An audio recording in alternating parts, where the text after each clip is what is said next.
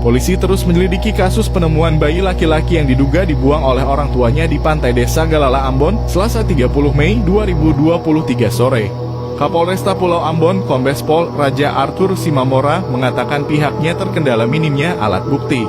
Pasalnya alat bukti utama yang membuka jalan untuk bisa terbongkarnya siapa yang membuang jasad bayi ini belum juga ditemukan.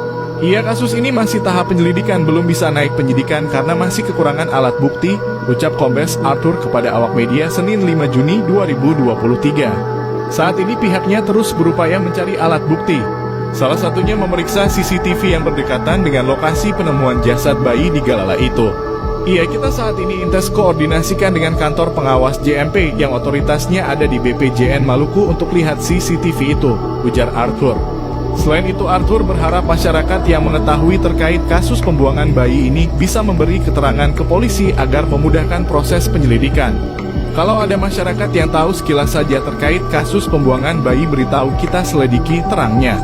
Diberitakan sebelumnya mayat bayi tersebut ditemukan mengapung di pantai di Desa Galala, Kecamatan Sirimau, Kota Ambon, Maluku, Selasa 30 Mei 2023.